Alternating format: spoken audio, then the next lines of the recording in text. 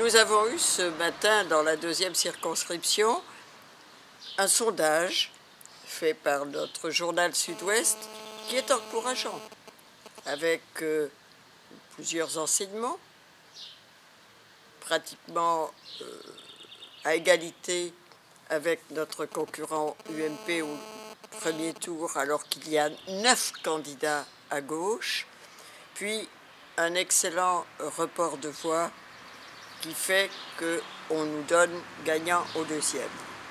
Mais ce que je voudrais dire, c'est qu'il ne faut en aucun cas se démobiliser.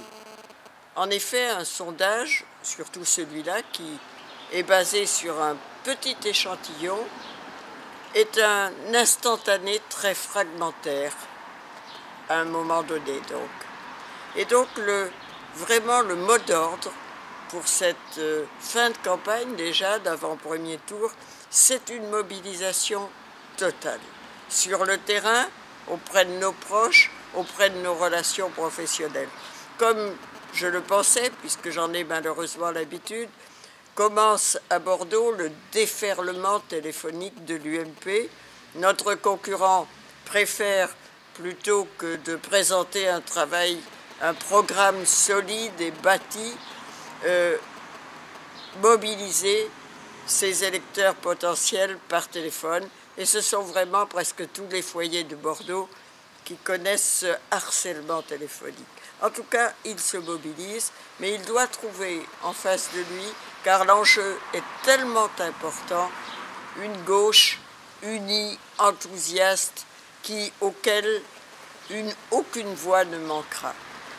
L'enjeu, c'est quoi, une fois encore? De permettre à François Hollande de donner force au changement. Le premier mois de notre gouvernement montre que nous respectons point à point nos engagements.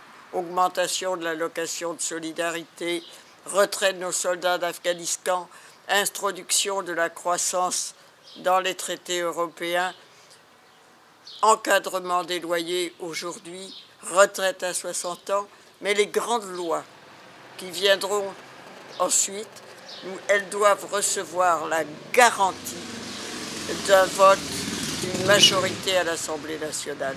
Et c'est pour cela que je vous demande d'être vraiment complètement mobilisés sur le terrain pour que nous puissions transformer brillamment l'essai de François Hollande à Bordeaux.